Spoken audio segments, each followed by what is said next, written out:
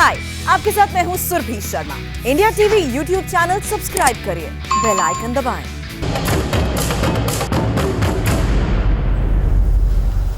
नमस्कार। अब की बार किसका बंगाल? 2021 की सियासत का सबसे बड़ा सवाल यही है। बंगाल की डायरेक्ट लड़ाई बीजेपी और तृणमूल कांग्रेस के बीच दिख रही है, जिसमें दोनों ही पार्टियों ने अपनी पूरी ताकत लगा दी है। अभी कांठी में प्रधानमंत्री नरेंद्र मोदी की रैली हुई है। ममता बनर्जी व्हीलचेयर पर हैं, लेकिन उनके प्रचार में भी कोई कमी नहीं आई है। बंगाल में पहले राउंड का चुनाव प्रचार खत्म होने में सिर्फ 25 घंटे रह गए हैं और फर्स्ट राउंड की 30 सीटों पर मतदान शुरू होने में बस 63 घंटे। बंगाल का सबसे अहम सवाल यही है कि वोटर का मिजाज आखिर है क्या, और इसे समझने के लिए दिसंबर से मार्च तक 5 तक ओपिनियन पोल हो चुके हैं और हम सारे ओपिनियन पोल आपको दिखाएंगे, जिससे आपको बंगाल चुनाव का सही पता चल जाएगा। एक तरह से समझिए तो ये पिछले 3 महीने की पूरी रिपोर्ट कार्ड होगी। तो किस इलाके में किस पार्टी की हवा है, किस नेता के नाम पर लहर चल रही है, प्रधानमंत्री के चुनाव प्रचार करने से बंगाल चुनाव पर कितना फर्क पड़ा है, कितना असर पड़ा है, मोदी की 4 रैलियों का कितना असर पड़ा है, नंदीग्राम की अगर बात करें तो ममता को चोट लगने के बाद बंगाल का मूड कितना बदला है। हमारे साथ ओपिनियन पोल करने वाले लोग होंगे। सिलसिलेवार तरीके से हम पूरे बंगाल का आपको हाल बताएंगे। तो शुरुआत सबसे पहले कर लेते हैं बंगाल के पहले ओपिनियन पोल से। यह opinion poll people pulse agency का है, जिसने बिहार चुनाव में सबसे सटीक अनुमान दिए थे। पीपुल्स पल्स का कहना है कि ये दिसंबर से ही बंगाल की सभी 294 सीट पर लोगों का मूड भांप रही है। क्या है बंगाल के नंबर, इस पर नजर डालिए, क्योंकि किस पार्टी की बनेगी सरकार, एक एक डिटेल आप समझिए। तो सबसे पहले आपको लिए चलते हैं साउथ बंगाल, जहां सबसे अधिक सीटें हैं। आपको बता दें यहां 126 सीटें हैं। इनमें कोलकाता की बात करें, उत्तर 24 परगना की बात करें, हुगली की बात करें, दक्षिण 24 परगना, हावड़ा और पूर्वी मिदनापुर, यानी टोटल 126 सीट्स हैं साउथ बंगाल की, दक्षिण बंगाल की। साउथ बंगाल को तृणमूल का गढ़ कहा जाता है।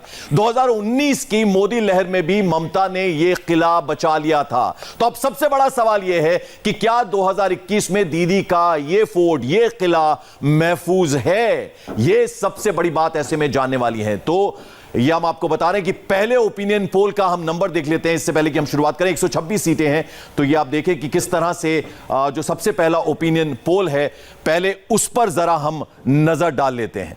तो पहला ओपिनियन पोल क्या कहता है, उस पर एक बार नजर डालें। तो 126 सीटों की अगर हम बात करें तो बीजेपी 76 सीटों पर जीतती हुई नजर आ रही है, और जबकि तृणमूल कांग्रेस की बात करें तो 48 सीटों पे, और वहीं अगर लेफ्ट कांग्रेस की बात करें तो वो जो है उसको केवल 2 सीटें मिलती हुई नजर आ रही हैं। तो ये आपको बता दें, हम ये दक्षिण कोलकाता की हम बात कर रहे हैं, साउथ कलकत्ता की बात कर रहे हैं।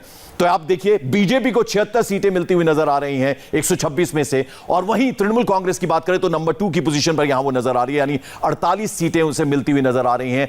और लेफ्ट प्लस यानी लेफ्ट और कांग्रेस का जो गठबंधन है उसको 2 सीटें मिलती हुई नजर आ रही हैं। तो ये हम दक्षिण बंगाल की स्थिति आपको बता रहे हैं। जो पहला ओपिनियन पोल आया है, हम आपको बता दें पिछले 3 महीनों की अगर हम बात करें तो अलग अलग ओपिनियन पोल्स जो हैं उनका एक एक फिगर हम आपको बताने की जा रहे हैं कि ये जो पहला पीपल पल्स का जो ओपिनियन पोल है वो क्या कह रहा है। आप देख लीजिए कि बीजेपी को यहां 76 सीटें मिलती हुई नजर आ रही हैं, जबकि तृणमूल कांग्रेस 48 सीटों पर और 2 लेफ्ट और कांग्रेस को मिलती नजर आ रही हैं। तो यहां आप देखें कि बीजेपी को एज मिलता हुआ नजर आ रहा है इस बार। ये जो पीपल पल्स का जो ओपिनियन पोल है, इसमें आप साफ तरीके से देख सकते हैं कि यहां पर इस बार बीजेपी को लीड मिलती हुई नजर आ रही है। हालांकि ये पहला ओपिनियन पोल जो है ये पीपल पल्स का है, हम आपको दिखा रहे हैं। तो अजय, ये जो हम फिगर्स दिखा रहे हैं इसमें बीजेपी लीड लेती हुई नजर आ रही है साउथ कलकत्ता के परिप्रेक्ष्य में अगर हम बात करें। पंकज, अगर इस पूरे परिप्रेक्ष्य को देखें, ये ओपिनियन पोल दरअसल दिसंबर के महीने का किया गया है, और उसके आधार पर अगर इस ओपिनियन पोल के आधार पर हम विश्लेषण करने की शुरुआत करें तो सबसे पहले हमें देखना पड़ेगा कि दरअसल ये 9 डिस्ट्रिक्ट्स जो हैं, यही बंगाल की मेजॉरिटी सीट्स यहीं से आती हैं। 126 सीटें यहां से आती हैं 9 डिस्ट्रिक्ट से, और ये बंगाल के एक लॉपसाइडेड कैरेक्टर को पूरे तरीके से सामने रखता है। और इसमें अगर आप जातीय समीकरण के आधार पर, धार्मिक समीकरण के आधार पर देखें तो जाहिर सी बात है ये वो क्षेत्र है जो हिंदू बहुल है। यहां मुसलमानों की आबादी 20% के आसपास है, जो कि अपने आप में बहुत महत्वपूर्ण है। और इस इलाके में यह माना जा रहा था कि भारतीय जनता पार्टी जिस तरह से कैंपेन कर रही थी और जो 2019 के लोकसभा के चुनाव के जो रुझान सामने आए थे, जिसको अगर आप लोकसभा की सीट्स को असेंबली में प्रोजेक्ट कर देखें तो शायद ये तस्वीर बनती हुई दिखाई दे रही है। और लेकिन क्या ये वास्तविकता है? साउथ कैलकाटा की अगर हम बात करें तो ये हम जो दिखा रहे हैं, यानी मोदी उस वक्त तक नहीं रैली शुरुआत किए थे, तो ये उससे पहले की फिगर्स हम दिखा रहे हैं। बिल्कुल, ये दरअसल अगर आप देखें तो जो ओपिनियन पोल है उसका अगर बेस अगर आप मुझसे पूछे तो मुझे ऐसा लगता है कि ये 2019 के लोकसभा के चुनावों के बेस को लेते हुए ये ओपिनियन पोल सामने रखा गया है और लोगों का शायद मत भी और रुझान भी उसी बिल्कुल। चलिए आप चलते हैं, हम साउथ कैलकाटा से चलते हैं जंगल महल की तरफ। यहां की अगर हम बात करें तो जंगल महल का अगर हम बात करें तो यहां पर 42 सीटें हैं और इधर आप देखिए कि बीजेपी को 35 सीटें मिलती हुई नजर आ रही हैं। यह भी पहला ओपिनियन पोल है और जबकि तृणमूल कांग्रेस को 7 सीटें मिलती हुई जा रही है और यहां खाता खुलता नजर नहीं आ रहा है लेफ्ट और कांग्रेस का, तो यह बड़ी बात है। बीजेपी जंगल महल जो इलाका है यहां पर भी लीड लेती हुई नजर आ रही है। साफ साफ आप देखें कि 35 नंबर जो है वो बीजेपी का नजर आ रहा है। अजय, जंगल महल की अगर जंगल महल की बात अगर आप करें तो यहां पर पुरुलिया, वेस्ट मिदनापुर, ईस्ट मिदनापुर, बांकुरा और झारग्राम, ये तमाम वो इलाके हैं जो जंगल महल में आती हैं। इससे जो महत्वपूर्ण बात यहां पर यह है कि ये ट्राइबल इलाका है, प्रमुखतः यहां पर ट्राइबल पॉपुलेशन सबसे डोमिनेंट है। 2017 से लगातार, या यूं कहें कि 2016 के चुनाव के बाद से लगातार भारतीय जनता पार्टी इस क्षेत्र में अपने आप को एक बड़ी ताकत के तौर पर उभारने की कोशिश कर रही है। यहां उपेक्षा की काफी तस्वीरें सामने आती हैं। सरकारी योजनाओं का प्रभाव यहां बहुत कम दिखाई देता है। ममता बनर्जी की तरफ से भी और उनकी सरकार की तरफ से भी यहां इस क्षेत्र में तरक्की बहुत कम हुई है, गरीबी बहुत ज्यादा है और ये वो पोटेंशियल गैप है जहां पर संघ परिवार की तरफ से आदिवासी कल्याण योजना को बड़े पैमाने पर कार्यान्वित करने की कोशिश की गई है। इसका फायदा अगर भारतीय जनता पार्टी को मिलता है तो वाकई में ये गेम टर्नर होगा। लेकिन मेरा एक सवाल यहां अजय आपसे है, क्योंकि कुर्मी और आदिवासी वोटर्स का सबसे ज्यादा यहां पर प्रभाव है, लेकिन उससे पहले अगर आप देखिए तो लेफ्ट के लिए बहुत बड़ा झटका है जो हमेशा से यहां पर पहले फोकस करती भी रही है। सुरभि, आपने बड़ा महत्वपूर्ण सवाल पूछा। यहां पर एक जमाने में लेफ्ट का यूं कहें कि बस स्तुति बोलती थी और वो इसलिए क्योंकि गरीबी बहुत ज़्यादा थी। यहाँ पर ज़मीनों का अधिकार और आधिपत्य बहुत ही अमीर लोगों के और चुनिंदा लोगों के हाथ में था। आम लोगों के पास चूंकि रोजगार का कोई मुहैया नहीं था, कोई जरिया नहीं था, तो इसलिए आम लोग आमतौर पर वामपंथियों की विचारधारा से जुड़ते हुए नक्सली मूवमेंट से अपने आप को जोड़कर देखते थे। लेकिन जैसे जैसे मोहभंग होने लगा और विकास न मिलने लगा, लोगों को इस बात की समझ होने लगी कि तृणमूल कांग्रेस के अलावा और कोई विकल्प नहीं है। लेकिन वामपंथ की सरकार जाने के बाद भी तृणमूल कांग्रेस ने वो ध्यान नहीं दिया जिसकी आवश्यकता इस क्षेत्र को है। बिल्कुल, और हमारे साथ जूही बिस्वास जुड़ गए हैं, टीएमसी की प्रवक्ता। जूही, बहुत बहुत स्वागत है आपका इंडिया टीवी पर। अभी हम ओपिनियन पोल दिखा रहे हैं जिसमें साफ ये नजर आ रहा है कि साउथ कैलकाटा की हमने बात की, साउथ कोलकाता की और जंगल महल इलाके की बात की, तो यहां सीधे सीधे बीजेपी को लीड मिलती नजर आ रही है। नंबर्स ये बता रहे हैं जूही। जी, पहले तो मैं आपको शुक्रिया अदा करूं। पहले मैं आपको बोल दूं कि ये साउथ बंगाल है, साउथ कलकत्ता नहीं है। कलकत्ता तो हमारे सिटी है, हमारे शहर है, राजधानी है। आप जो बोल रहे हैं साउथ बंगाल के ओपिनियन पोल के बारे में बोल रहे हैं। हाँ, south west Bengal.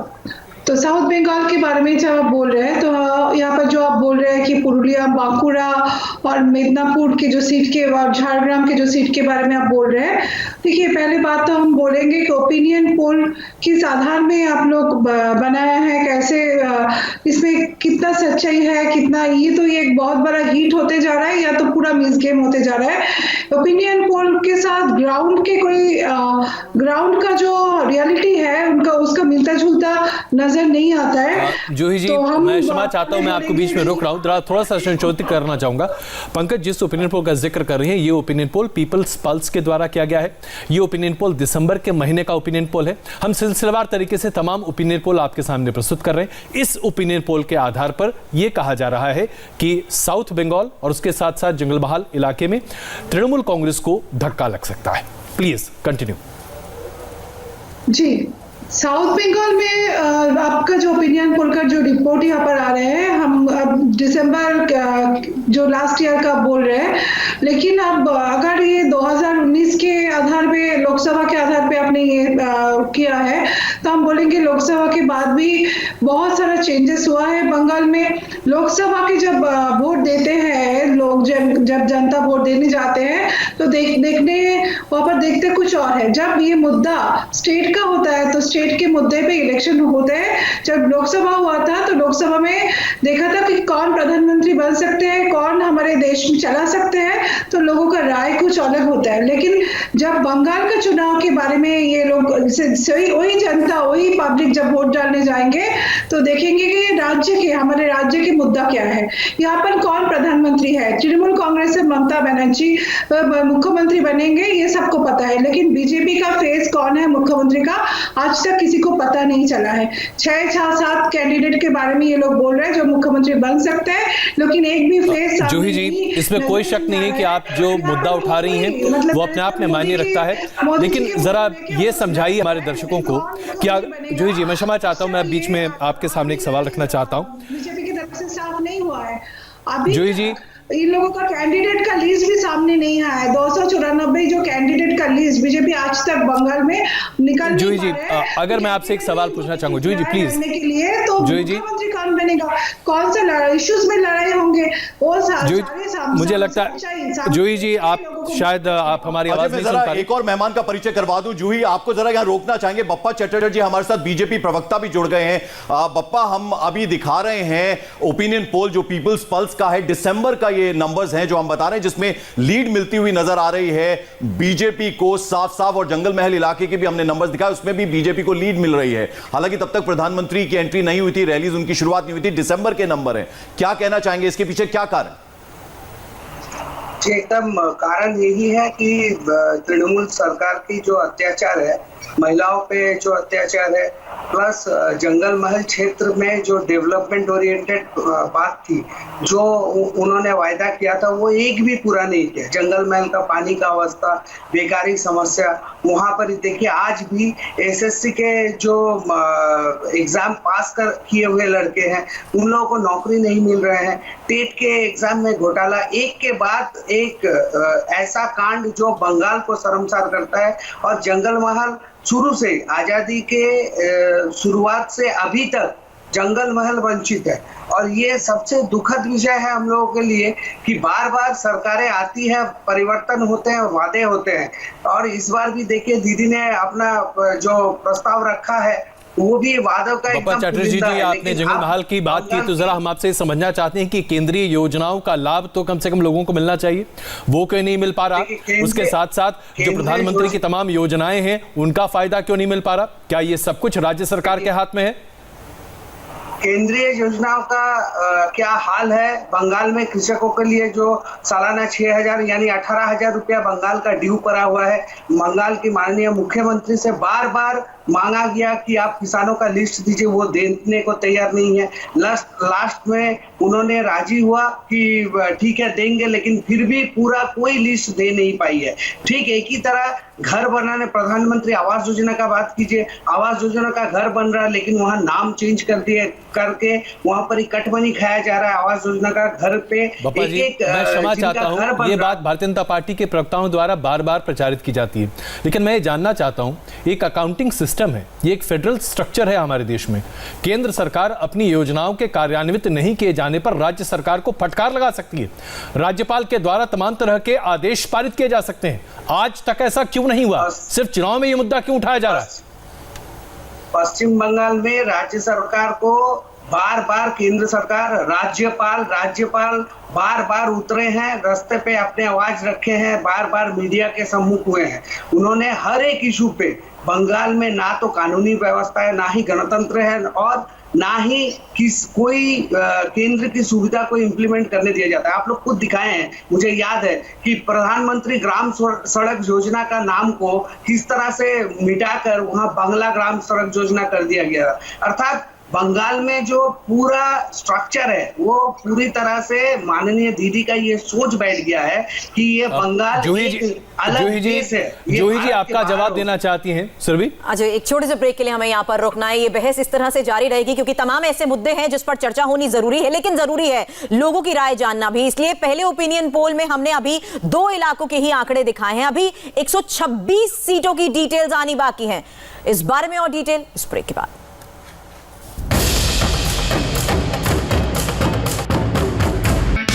Hi, I am Surabhi Sharma. खबरों से अपडेट रहने के लिए India TV YouTube channel subscribe करिए, साथ में बेल आइकन जरूर दबाएं। जुड़े रहें इंडिया टीवी के साथ।